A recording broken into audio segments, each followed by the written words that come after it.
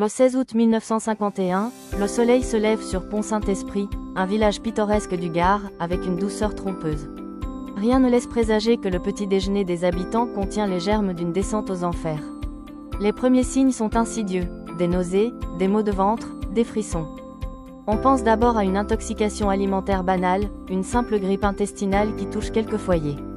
Mais à la tombée de la nuit, le village bascule dans le surréalisme. Ce n'est plus le corps qui souffre, c'est l'esprit qui se fragmente. Les murs des maisons semblent suinter de sang, le pain sur la table se transforme en bête rampante, et les visages aimés deviennent des masques démoniaques. L'aspect le plus terrifiant de cette crise réside dans la distorsion de la réalité. Les témoignages de l'époque décrivent des scènes que même les plus grands auteurs de fantastique n'auraient pu imaginer.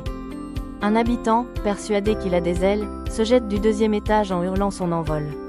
Ses jambes se brisent sur le pavé, mais il tente de ramper, riant et pleurant, persuadé de voler au-dessus des nuages. Un homme de 60 ans est transporté à l'hôpital, hurlant que son ventre est un nid de vipères de métal brûlant qui dévore ses organes de l'intérieur. Des mères voient leurs nourrissons comme des gargouilles de pierre.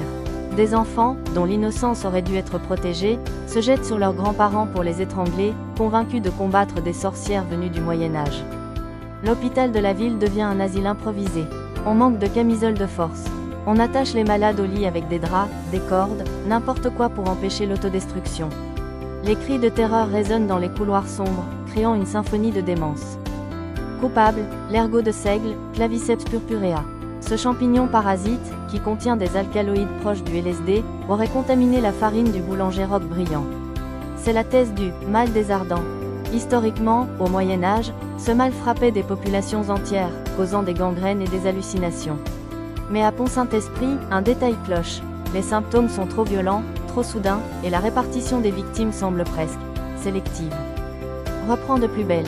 En 2009, le journaliste américain Hank Albarelli publie des recherches basées sur des documents déclassifiés de la CIA.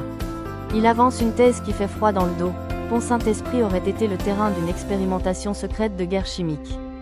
Dans le cadre du projet MK-Ultra, la CIA cherchait à tester les capacités du LSD comme arme de contrôle mental ou de déstabilisation de masse.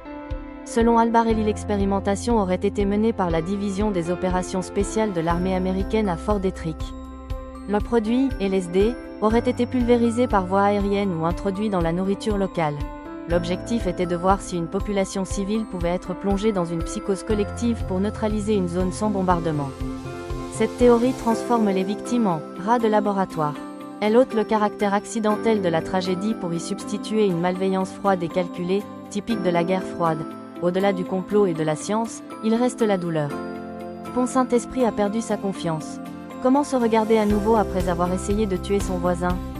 Comment une mère peut-elle oublier qu'elle a vu son enfant comme un monstre? Le village a été marqué par un sentiment de trahison universelle. Trahison par le pain, symbole de vie, trahison par l'esprit, qui a menti au corps, et peut-être trahison par les autorités qui n'ont jamais totalement levé le voile sur cette affaire. C'est la fragilité de notre perception qui est ici mise à nu. En un repas, l'humain civilisé peut redevenir une bête traquée par ses propres démons. Que ce soit un champignon ou une éprouvette de laboratoire, le résultat fut le même, l'anéantissement d'une communauté.